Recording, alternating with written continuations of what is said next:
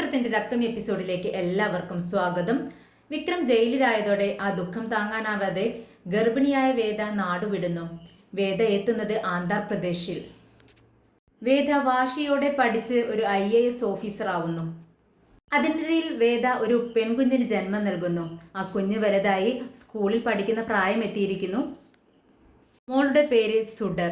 സുഡറിനെ നോക്കാനായി ഒരു സ്ത്രീയുണ്ട്, വിജി. മോള് അവരെ വിജയമ്മ എന്നാണ് വിളിക്കുന്നത്. വേദയ്ക്കും മോളോടും ഒപ്പം ഈ വിജിയും ഇവർ 3 പേരും ഒരു വീട്ടിലാണ് താമസിക്കുന്നത്. വേദ വളരെ ദേഷ്യത്തോടെ വീട്ടിലേക്ക് കയറി വരുന്നു. സുഡർ സുഡർ നീ എവിടെയാ, ഇങ്ങോട്ട് ഇറങ്ങി വാ എന്ന് പറഞ്ഞുകൊണ്ടാണ് വേദ വരുന്നത്. ഉടനെ വിജി ചോദിക്കുന്നുണ്ട്, എന്താ വേദ കാര്യം? വിധി ചേച്ചി, നിങ്ങൾക്ക് അറിയത്തില്ല, സുഡർ ഇന്ന് സ്കൂളിൽ ഒരു പ്രശ്നമുണ്ടാക്കിയിട്ടാണ് വന്നിരിക്കുന്നത്. എവിടെ അവൾ? ഞാൻ അവൾക്ക് ഇന്ന് ശരിയാക്കും എന്നും പറഞ്ഞുകൊണ്ടാണ് വേദ കുഞ്ഞിനെ തിരയുന്നത്.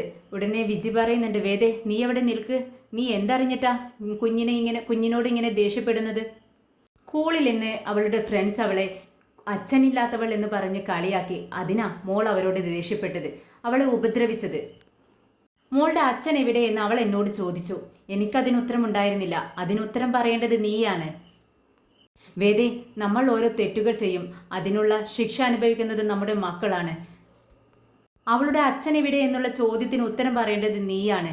അതിനുള്ള കാരണം അച്ഛനില്ലെങ്കിൽ അതിനുള്ള കാരണം എന്താണെന്ന് കൂടി അവളെ പറഞ്ഞ് ബോധ്യപ്പെടുത്തേണ്ടത് നീയാണ്. അല്ലാതെ ഇങ്ങനെ ദേഷ്യപ്പെടുകയല്ല ചെയ്യേണ്ടത്. കുഞ്ഞിനെ പറഞ്ഞ് നീ മനസ്സിലാക്കണമെന്ന് പറയുന്നു. ഉടനെ പെട്ടെന്ന് വേദയുടെ ദേഷ്യം അങ്ങ് പോകുന്നുണ്ട്, ഒന്ന് തണുക്കുന്നുണ്ട്. അപ്പോഴേക്കും സുഡർ സോഫിയുടെ മറവിൽ നിന്നും പതുക്കെ വേദയെ എത്തി നോക്കുകയാണ്. ഇത് വേദ കാണുന്നുണ്ട്. പെട്ടെന്ന് വേദ പറയുന്നുണ്ട്, മോളെ സുഡർ, ഞാൻ നിന്നെ കണ്ടു, നീ ഇങ്ങോട്ടേക്ക് പുറത്തേക്ക് വാ, അമ്മയുടെ അടുത്തേക്ക് വാ എന്ന് പറഞ്ഞ് വിളിക്കുന്നുണ്ട്. ഇല്ല, ഞാൻ വരത്തില്ല, അമ്മ എന്നെ അടിക്കും, എനിക്കറിയാം, ഞാൻ വരില്ല എന്ന് പറയുവാണ്. ഉടനെ തന്നെ വേദ പറയുന്നുണ്ട്, ഇല്ല മോളെ, അമ്മ അടിക്കില്ല, നീ വാ. വിജിയും പറയുന്നുണ്ട്, മോളെ നീ ധൈര്യത്തോടെ വാ, ഈ വിജിയമ്മ ഇവിടെ ഉള്ളപ്പോൾ വേദ നിന്റെ ദേഹത്ത് തൊടത്തില്ല, മോൾ ഇങ്ങോട്ട് വാ, അമ്മയുടെ അടുത്തേക്ക് വാ എന്ന് പറഞ്ഞ് വിജിയും വിളിക്കുന്നുണ്ട്. അങ്ങനെ സുഡർ കുറച്ച് പേടിയോടെയാണെങ്കിലും വേദയുടെ അടുത്തേക്ക് വരുന്നുണ്ട്. വേദ മോളുടെ കവിളിൽ പിടിച്ചുകൊണ്ട് ചോദിക്കുന്നുണ്ട്, മോളെ നീ എന്താ ഇങ്ങനെ? നിന്നോട് ഞാൻ പറഞ്ഞിട്ടില്ലേ, നിനക്ക് അച്ഛനില്ല, അമ്മ മാത്രമേ ഉള്ളൂ. അമ്മയും നിന്റെ അമ്മയും അച്ഛനും എല്ലാം ഈ ഞാനാ. നീ ചോദിക്കുന്നവരോട് എല്ലാവരോടും പറയണം, എനിക്ക് എൻ്റെ അമ്മ മാത്രമേ ഉള്ളൂ, എൻ്റെ അച്ഛനും അമ്മയും എല്ലാം എൻ്റെ അമ്മ തന്നെയാണ്. ഇത് കേട്ട് സുഡർ പറയുന്നുണ്ട്, ഇല്ല അമ്മേ, ഇനി എനിക്ക് ആ സ്കൂളിലേക്ക് പോവണ്ട, എന്നെ വേറെ ഏതെങ്കിലും സ്കൂളിലേക്ക് മാറ്റണം എന്ന് പറയുന്നു. ഉടനെ തന്നെ വേദ പറയുന്നുണ്ട്, ഇനി നീ ആ സ്കൂളിൽ പഠിക്കണമെന്ന് നീ ആഗ്രഹിച്ചാലും നിനക്ക് പറ്റത്തില്ല. നമ്മൾ വേറൊരു സ്കൂളിലേക്ക് മാറുന്നു, അമ്മയ്ക്ക് ട്രാൻസ്ഫറായി, അവിടെയാണ് നിന്നെ ഇനി പഠിപ്പിക്കുന്നത് എന്ന് പറയുകയാണ്. ഉടനെ സുഡർ ചോദിക്കുന്നുണ്ട്, അമ്മേ ആ സ്കൂളിലെ കുട്ടികൾ എന്നെ അച്ഛനില്ല എന്ന് പറഞ്ഞുകൊണ്ട് കളിയാക്കുമോ എന്ന് ചോദിക്കുകയാണ്. ഉടനെ വേദ പറയുന്നുണ്ട്, കളിയാക്കുന്നവരോട് നീ ധൈര്യത്തോടെ പറയണം, എനിക്ക് അച്ഛനില്ല, ഞാൻ അമ്മയുടെ മോളാണെന്ന്. എന്താ നീ പറയില്ലേ എന്ന് ചോദിക്കാൻ. ഉടനെ തുള്ളിച്ചാടിക്കൊണ്ട് സുഡർ റൂമിലേക്ക് പോവാണ്. ചാടി കളിക്കുന്നതിനിടയിൽ പറയുന്നുണ്ട്, ഞാൻ പുതിയ സ്കൂളിലേക്ക് പോവാണ്, പുതിയൊരു സ്കൂളിലേക്ക് പോവാണെന്നും പറഞ്ഞു വേണ്ടാണ് മോൾ റൂമിലേക്ക് പോകുന്നത്.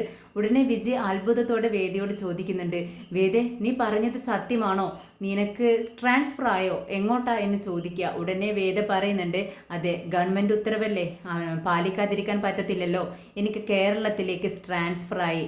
കേരളത്തിലേക്ക് ട്രാൻസ്ഫറായി എന്ന് കേട്ടതും വിജയ് അത്ഭുതത്തോടെ ചോദിക്കുന്നുണ്ട്, കേരളത്തിലേക്കോ? അവിടെ നിന്റെ വീടിനടുത്തേക്കാണോ വേദ എന്ന് ചോദിക്കുമ്പോൾ, അതെ, ഞാൻ ഒട്ടും ഇഷ്ടപ്പെടാത്ത നാട്ടിലേക്ക്. എനിക്ക് ആ നാടും ആ നാട്ടുകാരെയും ഇഷ്ടമല്ല, പക്ഷേ എനിക്ക് അങ്ങോട്ടേക്ക് പോവേണ്ടി വരുന്നു, പോവാതിരിക്കാൻ പറ്റത്തില്ലല്ലോ. ചേച്ചി ഞങ്ങളോടൊപ്പം വരുന്നു എന്ന് ചോദിക്കുകയാണ്. ഉടനെ വിജി പറയുന്നുണ്ട്, എന്തൊരു ചോദ്യമാ വേദേ, ഞാൻ എത്ര വർഷങ്ങളായി ഞാൻ നിങ്ങളോടൊപ്പം തന്നെയുണ്ട്, എനിക്ക് നിങ്ങളില്ലാതെ ജീവിക്കാൻ പറ്റത്തില്ല, അതുകൊണ്ട് മോളെ നിൻ്റെയും വിട്ട് ഞാൻ പിരിയത്തില്ല, നിങ്ങൾ എവിടെയുണ്ടോ ഞാൻ അവിടെ ഉണ്ടായിരിക്കും എന്ന് പറയുന്നുണ്ട്. പിന്നീട് വിജി പറയുന്നുണ്ട്, എനിക്ക് 2 കുഞ്ഞുങ്ങളാണുള്ളത്. 2 കുഞ്ഞുങ്ങളോ എന്ന് ചോദിക്കുകയാണ് വേദ. അതെ, എൻ്റെ ചെറിയ മോള് സുഡറും മൂത്ത മോള് വേദ നീയുമാണെന്ന് പറഞ്ഞ് വേദയുടെ കവിളിൽ തലോടുന്നുണ്ട് വിജി. ഉടനെ വേദ പറയുന്നുണ്ട്, ശരി വിജി ചേച്ചി, ഞാൻ അങ്ങോട്ടേക്ക് ചെല്ലട്ടെ, ട്രാൻസ്ഫറിനുള്ള കുറച്ച് പേപ്പേഴ്സ് എല്ലാം ശരിയാക്കാനുണ്ട്, ഞാൻ പോയിട്ട് വരാം എന്ന് പറഞ്ഞ് പെട്ടെന്ന് തന്നെ വേദ പുറത്തേക്ക് പോകുന്നുണ്ട്. എന്നാൽ വിക്രമിന്റെ വീട്ടുകാർ വിശ്വസിച്ചിരിക്കുന്നത് വേദ ഗർഭാവസ്ഥയിൽ തന്നെ കുഞ്ഞിനെ നശിപ്പിച്ചു കളഞ്ഞു എന്നാണ് വിശ്വസിച്ച് വെച്ചിരിക്കുന്നത്. വേദയ്ക്ക് കുഞ്ഞ് ജനിച്ചതോ ഒന്നും തന്നെ അവർക്ക് അറിയത്തില്ല. അങ്ങനെ പതിവ് പോലെ വിക്രം രാവിലെ തന്നെ എഴുന്നേറ്റ് ഡ്രസ്സെല്ലാം ചേഞ്ച് ചെയ്ത് പുറത്തേക്ക് ഇറങ്ങാൻ നോക്കുകയാണ്. വിക്രം ഇപ്പോൾ താമസിക്കുന്നത് അഡ്വക്കേറ്റ് കൺമണി എന്ന ഒരു സ്ത്രീയോടും അവരുടെ അച്ഛനോടുമൊപ്പമാണ്. അങ്ങനെ ഡ്രസ്സ് മാറ്റുന്ന വിക്രമിനോട് കൺമണി ചോദിക്കുന്നുണ്ട്, വിക്രം നീ ഇങ്ങോട്ടാ കല്യാണത്തിനാണോ എന്ന് ചോദിക്കുന്നുണ്ട്. അതെ, കല്യാണത്തിന് തന്നെ. അവർ അധികം കാശില്ലാത്തവരല്ലേ, 2 വിവാഹം അല്ലേ നടക്കുന്നത്, 2 വിവാഹത്തിനും പോകണം, 2 കവർ കൊടുക്കണം, നീ ക്യാഷ് എടുത്ത് വെച്ചോ എന്ന് ചോദിക്കുന്നുണ്ട്. അങ്ങനെ കൺമണി 2 കവർ എടുത്ത് വിക്രമിനെ നേരെ നീട്ടുന്നു. 2ലും 5000 രൂപ വെച്ചിട്ടുണ്ട് വിക്രം. അത്രയും പോരെ എന്ന് ചോദിക്കുകയാണ്. എൻ്റെ മനസ്സിലുള്ളത് നിനക്ക് കാണാൻ കഴിഞ്ഞല്ലോ, ഞാനും അത് തന്നെയാണ് ഉദ്ദേശിച്ചതെന്ന് വിക്രം പറയുന്നുണ്ട്. അങ്ങനെ കൺമണി കവറെല്ലാം എടുത്ത് വിക്രമിൻ്റെ കയ്യിൽ കൊടുക്കുന്നു. വിക്രം പുറത്തേക്ക് ഇറങ്ങുമ്പോൾ അവിടെ രാജേട്ടനും ഫ്രണ്ട്സും എല്ലാം വിക്രമിനെയും കാത്തു നിൽക്കുന്നുണ്ട്. വിവാഹത്തിന് പോവാൻ റെഡിയായി വന്നിരിക്കുകയാണ്. നിങ്ങൾക്ക് ചായ വേണോ എന്ന് കൺമണി ചോദിക്കുന്നുണ്ട്. 1 ഗ്ലാസ് എടുത്തോ എന്ന് പറയുമ്പോൾ വിക്രം പറയുന്നുണ്ട്, അത് വേണ്ട, നമ്മൾ കല്യാണത്തിനല്ലേ പോകുന്നത്, അവിടെ വെച്ച് ഭക്ഷണം കഴിക്കാം, നമുക്ക് പെട്ടെന്ന് പോവാമെന്ന് പുറത്തേക്ക് ഇറങ്ങുകയാണ് അവര്. അപ്പോഴേക്കും കൺമണി പിറകിൽ നിന്നും വിക്രമിനെ വിളിക്കുന്നുണ്ട്. വിക്രം, ഞാനും കൂടി വരട്ടെ. എന്ത്, നീയോ അങ്ങോട്ട് വരുന്നു? എന്നെയും വിവാഹത്തിന് അവർ ക്ഷണിച്ചിട്ടുണ്ട്. എനിക്കും ക്ഷണമുണ്ട്, ഞാൻ നിങ്ങളോടൊപ്പം വരുന്നു. ഒരു 5 മിനിറ്റ് വിക്രം, ഞാൻ ഇതാ വരുന്നു എന്നും പറഞ്ഞ് അകത്തേക്ക് ചെല്ലുവാണ് കൺമണിയുടെ അച്ഛൻ അവിടെ നിൽക്കുന്നുണ്ട്. കൺമണിയോട് ചോദിക്കുന്നുണ്ട്, എന്താ കൺമണി ഇത്, നീ അവൻ്റെ കാര്യങ്ങളെല്ലാം നോക്കുന്നു, അവൻ്റെ ക്യാഷ് അടക്കം കൈകാര്യം ചെയ്യുന്നത് നീയാണ്, ഇതിനെല്ലാം അർത്ഥം എന്താണെന്ന് ചോദിക്കുന്നുണ്ട്. ഉടനെ തന്നെ കൺമണി അച്ഛനോട് പറയുന്നുണ്ട്, അച്ഛാ, എൻ്റെ കാര്യങ്ങളിൽ നിയന്ത്രിക്കരുതെന്ന് നിങ്ങളോട് ഞാൻ പറഞ്ഞിട്ടുണ്ട്, എന്ത് ചെയ്യണമെന്ന് എനിക്കറിയാം, വിക്രമിനെ എനിക്കിഷ്ടമാണ് എന്ന് പറയുകയാണ്. അങ്ങനെ കൺമണി അകത്ത് ചെന്ന് ഡ്രസ്സെല്ലാം ചേഞ്ച് ചെയ്ത് പെട്ടെന്ന് തന്നെ വിവാഹത്തിന് 2 പേരും കൂടെ പോകുന്നുണ്ട്. അങ്ങനെ വിശിഷ്ട അതിഥിയായി തന്നെ വിക്രം അവിടെ ഇരിക്കുകയാണ്. എല്ലാവരും നമസ്കാരം പറയുന്നുണ്ട് വിക്രമിൻ്റെ അടുത്ത്. എല്ലാവരും വിക്രമിനെ കാണുമ്പോൾ എല്ലാവർക്കും നല്ല ബഹുമാനം. അങ്ങനെ താലി എടുത്ത് വിക്രമിനോട് കൊടുക്കാൻ വേണ്ടി പറയുവാണ്. വിക്രം പെട്ടെന്ന് സ്റ്റേജിൽ കയറുന്നുണ്ട്. താലി എടുത്ത് വരൻ്റെ കയ്യിൽ കൊടുക്കാൻ നിൽക്കുന്ന സമയത്ത് വേദിയിൽ നിന്നും ഒരാൾ വിളിച്ചു പറയുന്നു, ഇവനാണോ താലി എടുത്തു കൊടുക്കുന്നത്? ആ പെൺകുട്ടിയുടെ ജീവിതം നന്നാവോ? എനിക്കുറപ്പില്ല. ഇവൻ്റെ ജീവിതം എന്നെ നശിച്ചു പോയി. ഇനി അതുപോലെ ആ കുട്ടിയുടെ ജീവിതം നശിക്കാൻ വേണ്ടിയാണോ അവനെ കൊണ്ട് താലി എടുത്ത് കൊടുപ്പിക്കുന്നത് എന്നാണ് പറയുന്നത്. ഇത് കേട്ടതും വിക്രം ഞെട്ടുന്നുണ്ട്. വിക്രമിനെ പറഞ്ഞത് ശരിയാണല്ലോ എന്ന് തോന്നുന്നു. പെട്ടെന്ന് തന്നെ സ്റ്റേജിൽ നിന്ന് ഇറങ്ങുന്നു. ആ താലി എടുത്ത ആ പെൺകുട്ടിയുടെ അച്ഛൻ്റെ കയ്യിൽ കൊടുക്കുകയാണ്. നിങ്ങൾ തന്നെ മകളുടെ കയ്യിൽ ഇത് കൊടുക്കൂ എന്ന് പറയുന്നു. ഉടനെ തന്നെ അദ്ദേഹം പറയുന്നുണ്ട്, വിക്രം, ആരോ എന്തോ പറഞ്ഞു എന്ന് വെച്ച് നീ എന്തിനാ വേദിയിൽ നിന്നും സ്റ്റേജിൽ നിന്നും താഴെ ഇറങ്ങുന്നത്? എൻ്റെ മോളുടെ വിവാഹത്തിന് നീ തന്നെയാണ് താലി എടുത്ത് കൊടുക്കേണ്ടത്, അതിലൊരു സംശയമില്ല എന്ന് പറയുന്നുണ്ട്. ഉടനെ തന്നെ കൺമണിയും പറയുന്നുണ്ട്, വിക്രം, അവർ പറഞ്ഞത് ശരിയല്ലേ, നീ താലി എടുത്തു കൊടുക്ക്, അവർ നിന്നെ നിർബന്ധിക്കുന്നത് കണ്ടില്ലേ എന്ന് പറയുമ്പോൾ വിക്രം പറയുന്നുണ്ട്, അയാൾ പറഞ്ഞത് ശരിയല്ലേ, എനിക്കിതിൽ ഒരു അവകാശവുമില്ല, ഈ താലി എടുത്തു കൊടുക്കാനുള്ള ഒരു അവകാശവും എനിക്കില്ല, എനിക്കത് നന്നായിട്ട് അറിയാം എന്നും പറഞ്ഞുകൊണ്ട് അവിടെ നിന്നും ഇറങ്ങിപ്പോകുന്നുണ്ട് വിക്രം. എന്നാൽ ആ പെൺകുട്ടിയുടെ അച്ഛൻ കൺമണിയോട് പറയുന്നു, എന്നാൽ കൺമണി നീ എടുത്തു കൊടുക്ക്. ഉടനെ കൺമണി പറയുന്നുണ്ട്, വിക്രം പറ്റില്ലെന്ന് പറഞ്ഞ ഒരു കാര്യം ഞാൻ ചെയ്യുന്നത് ശരിയല്ലല്ലോ. ഉടനെ തന്നെ അടുത്ത് നിന്നൊരു സ്ത്രീ ചോദിക്കുന്നുണ്ട്, അവൻ പറ്റില്ലെന്ന് പറയുന്ന കാര്യം നീ ചെയ്യാതിരിക്കാൻ നീ എന്താ അവൻ്റെ ഭാര്യയാണോ എന്ന് ചോദിക്കുകയാണ്. അല്ല, എൻ്റെ സംശയം കൊണ്ട് ഞാൻ ചോദിച്ചു പോയതാണ്. നിങ്ങൾ 2 പേരും ഒരു വീട്ടിലല്ലേ താമസിക്കുന്നത്, അപ്പോൾ നിനക്ക് അവനോട് നിന്റെ കഴുത്തിലൊരു താലി കെട്ടാൻ അങ്ങ് പറഞ്ഞുകൂടെ എന്ന് ചോദിക്കുകയാണ്. ഉടനെ തന്നെ കൺമണി പറയുന്നുണ്ട്, അതെല്ലാം തീരുമാനിക്കുന്നത് വിക്രമാണ്, അവൻക്ക് എന്തു തോന്നുന്നോ ആ തീരുമാനത്തോടൊപ്പം ഞാനും നിൽക്കും എന്നും പറഞ്ഞുകൊണ്ട് അവിടെ നിന്ന് യാത്ര പറഞ്ഞ് കൺമണി പുറത്തേക്ക് പോകുന്നുണ്ട്. വിക്രമാണെങ്കിൽ രാത്രിയും പകലുമില്ലാതെ കുടിച്ചുകൊണ്ടിരിക്കുകയാണ്, നശിക്കാൻ തന്നെ തീരുമാനിച്ചിരിക്കുകയാണ്. വേദ വിക്രമിൻ്റെ ജീവിതത്തിൽ നിന്നും പോയതോടുകൂടി വിക്രം ഇങ്ങനെ തന്നെയാണ്. ജയിലിൽ നിന്നും ഇറങ്ങിയതിന് ശേഷം വിക്രമിൻ്റെ വീട്ടുകാരും നാട്ടുകാരും എല്ലാം വേദ കുഞ്ഞിനെ വയറ്റിൽ വെച്ച് തന്നെ നശിപ്പിച്ചു എന്ന വിവരം അറിഞ്ഞതോടുകൂടി വിക്രമിനാകെ സമനില തെറ്റിയതുപോലെ ആയതാണ്. അങ്ങനെ വിക്രം പകലും രാത്രിയുമെല്ലാം മദ്യപിച്ച് ഗുണ്ടായുസത്തിനൊക്കെ നടന്ന് ഇങ്ങനെ ജീവിതം കഴിച്ചു കൂട്ടുന്ന ഒരു സ്റ്റേജിലാണ് വിക്രം ഉള്ളത്. അങ്ങനെ വിക്രം കുടിച്ചുകൊണ്ടിരിക്കുകയാണ്. എല്ലാവരുടെ കയ്യിൽ നിന്നും ക്യാഷ് പിരിച്ചുകൊണ്ടിരിക്കുന്നുണ്ട്. എല്ലാവർക്കും വിക്രമിനെ പേടിയാണ്. അതുകൊണ്ട് തന്നെ വിക്രം വരുമ്പോഴേക്കും എല്ലാവരും ഉള്ള ക്യാഷ് എടുത്ത് വിക്രമിന് കൊടുക്കുന്നു. അങ്ങോട്ടേക്ക് രാധ വരുന്നു. രാധയെ കണ്ടതും വിക്രം പറയുന്നുണ്ട്, ആ രാജേട്ടാ, ഇതാരാ വന്നിരിക്കുന്നത്?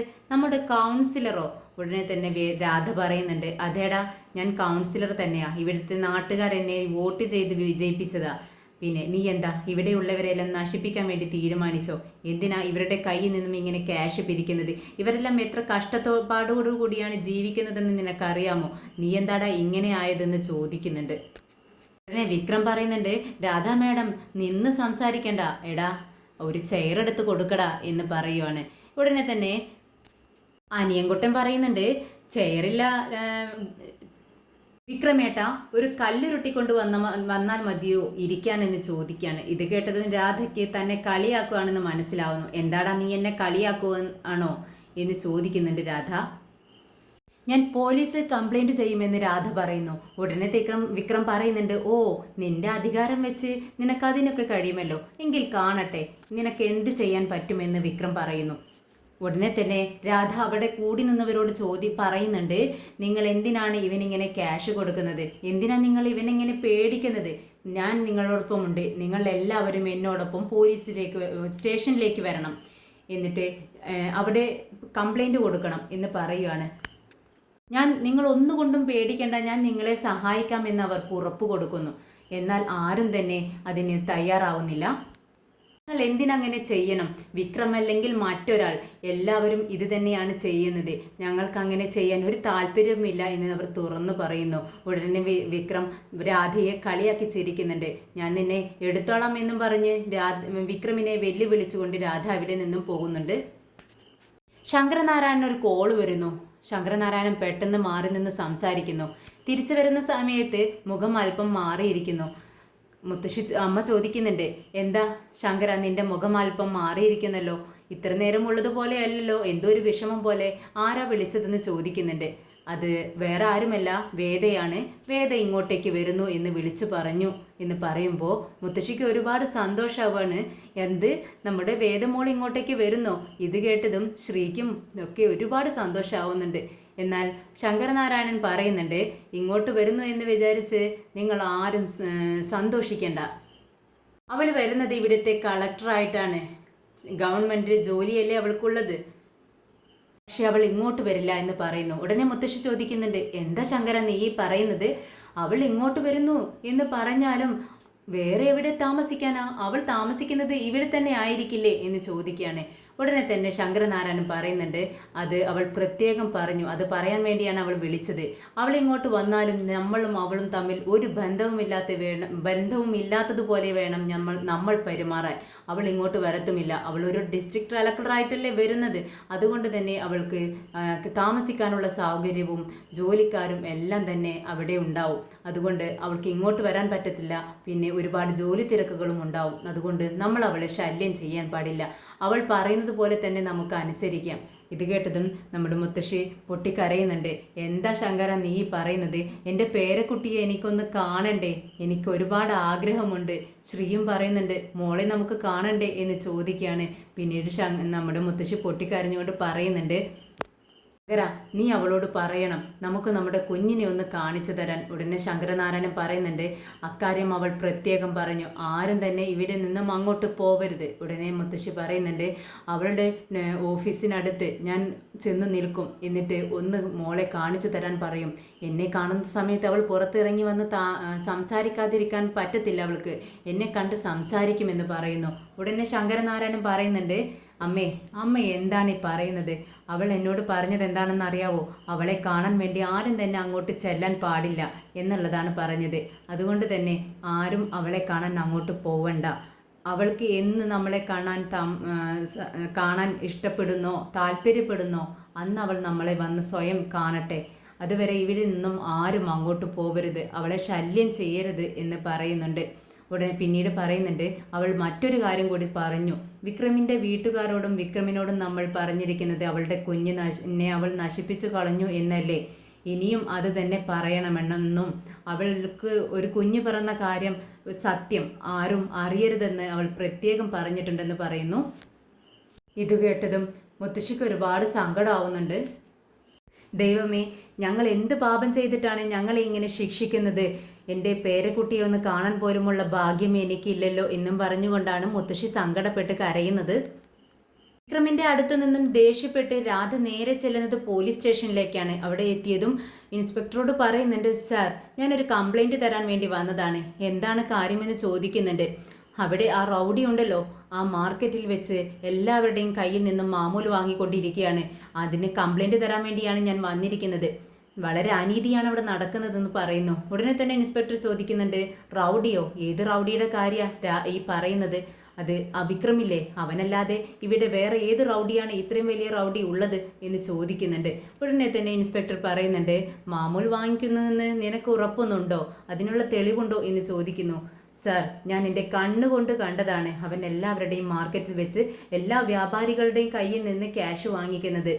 അതിലും വലിയ തെളിവ് വേണോ സാർ എന്ന് ചോദിക്കുന്നു. ഉടനെ തന്നെ ഇൻസ്പെക്ടർ പറയുന്നുണ്ട്, കോടതി ചോദിക്കുന്നത് തെളിവാണ്. അതിനുള്ള വീഡിയോയോ അല്ലെങ്കിൽ എന്തെങ്കിലും കാര്യങ്ങളുണ്ടോ? അല്ലെങ്കിൽ ഞങ്ങളെ ആ സമയം വിളിക്കണമായിരുന്നു. നിങ്ങൾ കണ്ടു എന്ന് പറയുന്ന സമയത്ത് പോലീസിനെ അറിയിക്കണമായിരുന്നു. അപ്പോൾ ഞങ്ങൾ വന്ന് അവനെ അറസ്റ്റ് ചെയ്തിരുന്നു. പക്ഷെ അല്ലെങ്കിൽ അവിടെ ഏതെങ്കിലുമുള്ള ഒരു വ്യാപാരി ഞങ്ങൾക്ക് കംപ്ലൈൻറ്റ് തരണം. അതും തന്നിട്ടില്ല. പിന്നെ ഞങ്ങളിങ്ങനെ കേസെടുക്കും. ഉടനെ രാധ പറയുന്നുണ്ട്, കംപ്ലൈൻറ്റ് ഞാൻ തരാം സാർ. പറ്റത്തില്ല രാധേ, നീ അവിടെ മാമൂൽ കൊടുത്തോ? അവനക്ക് കൊടുത്തോ എന്ന് ചോദിക്കുന്നുണ്ട്. ഇല്ല സാർ എന്ന് പറയുമ്പോൾ, എങ്കിൽ ഞങ്ങളെങ്ങനെ കേസെടുക്കും? അതിനുള്ള ഒരു വകുപ്പില്ല. അവിടുത്തെ വ്യാപാരികളോട് ആരോടെങ്കിലും ഒരു കംപ്ലൈൻറ്റ് തരാൻ പറയാം. എന്നാൽ ഞങ്ങൾക്ക് കേസെടുത്ത് അന്വേഷിക്കാൻ പറ്റും, അല്ലാതെ ഇതിലൊന്നും ഞങ്ങൾക്ക് ചെയ്യാൻ പറ്റത്തില്ലെന്ന് പറയുന്നു. എന്നാൽ ശരി സാർ, ഞാൻ നോക്കട്ടെ എന്നും പറഞ്ഞുകൊണ്ട് രാധ അവിടെ നിന്നും ഇറങ്ങുന്നുണ്ട്.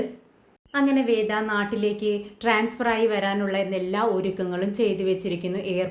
എയർപോർട്ടിലേക്ക് വരാൻ വേണ്ടി ബാഗെല്ലാം വണ്ടിയിലെടുത്ത് വെക്കുകയാണ്.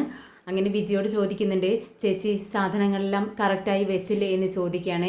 എല്ലാം വെച്ചു ചെയ്തേ, ഒരു ടെൻഷനും വേണ്ട, നീ വാ, ഇറങ്ങാനായില്ലേ, ഇനി ഞാനും ഫ്ലൈറ്റിൽ വരണോ എന്ന് ചോദിക്കുകയാണ്. ഉടനെ തന്നെ വേദ പറയുന്നുണ്ട്, പിന്നെ ഞങ്ങളോടൊപ്പം ചേച്ചിയും ഫ്ലൈറ്റിലല്ലേ വരേണ്ടത്, എന്താ ചേച്ചി ഇങ്ങനെയൊക്കെ ചോദിക്കുന്നത് എന്ന് പറയുന്നുണ്ട്. വിജയ് പിന്നെ ചോദിക്കുന്നുണ്ട്, എന്താ വേദ നിൻ്റെ മുഖത്തൊരു ടെൻഷൻ?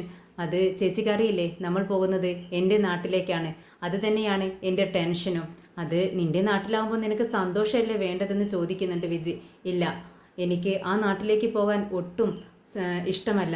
എനിക്കൊരുപാട് സങ്കടവും വേദനകളും തന്ന നാടാണത്. അങ്ങോട്ട് തിരിച്ചു പോകേണ്ടത് വരുമെന്ന് ഞാൻ ഒരിക്കലും ചിന്തിച്ചിട്ടില്ല. നീണ്ട 8 വർഷങ്ങൾക്ക് ശേഷമാണ് ഞാൻ തിരിച്ച് ആ നാട്ടിലേക്ക് പോകുന്നത്.